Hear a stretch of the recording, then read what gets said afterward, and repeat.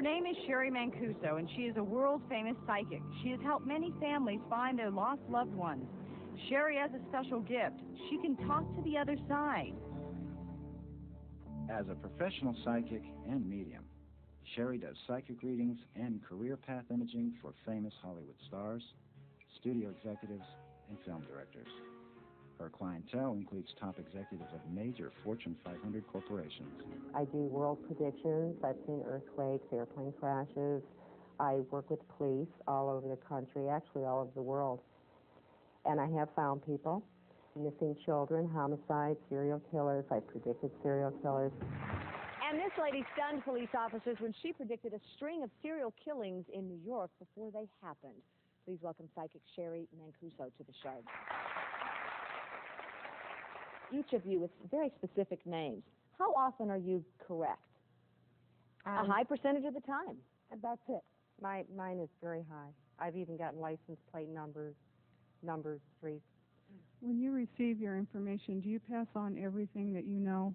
I personally tell them everything I see because I feel that what's the sense of seeing it if I'm not going to be truthful? Are you given like a picture of the child? Usually I'm given nothing more than a picture. And then from there, I work in the middle of the night from 1 a.m. to maybe 5 a.m. What this shows is that my guides not only show me what has happened, but will show me what's going to happen as I'm searching for Trudy.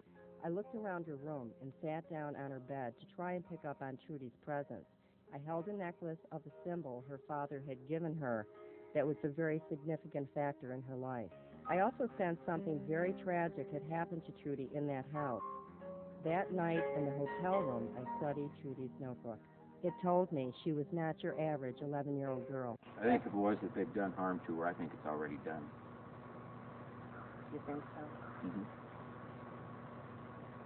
There's a good possibility, Dennis. I know. We contacted Cheri when we heard about your case, and I must say that your first reaction to our story was stunning. Yes, what I saw before your show even called me was I saw a young girl, approximately 11, 12 years old, with long brown hair getting on a bus. And I know now, today, that's symbolic that she wanted to run away. When we called Cheri and said there's a missing girl, basically she said, is it this young girl with the long brown hair and the flowered dress? And at that point we said, we will send you a picture. We don't know. The picture we sent was that. National Enquirer TV sent Cheri Mancuso to Pinole, California to work on a case of a child who's been missing for 12 years. The man that I saw connected with Amber, I just see an initial T. I saw him carrying Amber through a field, and I thought it's a wheat field. On the left side of the street is a very old bridge. The water that I saw was not necessarily ocean.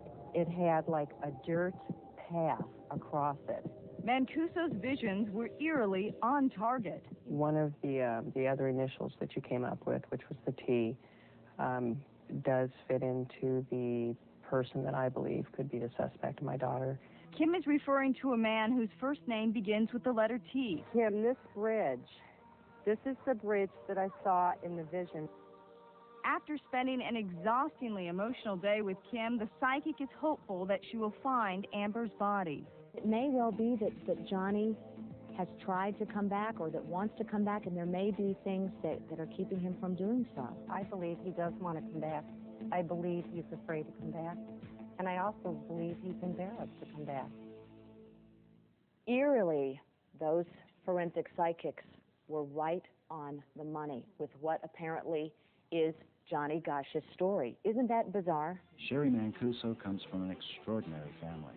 She is a bona fide descendant of pilgrims who came to America in 1622 on the Mayflower. Her great-grandfather was an officer in the Revolutionary Army. She was born on an Indian reservation in New York State and is part Seneca Indian. Her great-grandmother and great-aunt were well-known mediums on the Indian reservation. Her spirituality is inborn, inherited. A lot of people actually do hear voices, and it's called clairaudience. What I do is called clairvoyant. And then there's the feeling, the gut feeling, which is clairsentient. But the thing is that everybody does have that little gut instinct and that little voice. So if more people paid attention to it, they would be far, far better off.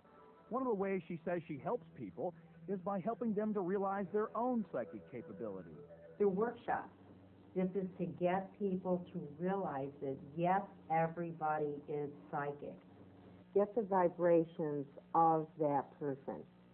Just feel the handwriting and start to feel the energy. Before I even got here, I tuned into you, Jennifer, and I picked up a lot of sadness, and I picked up a death, and I picked up a man who has passed over because of his death.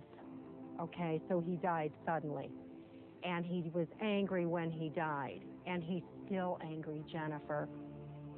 And there has to be some closure, and maybe this is one reason why you're here. Jennifer, it's all right. You know he loved you, didn't you? Did you blame yourself? Yeah. Honey, don't. All right? And if I can give you any kind of healing and any kind of closure, I want to do that.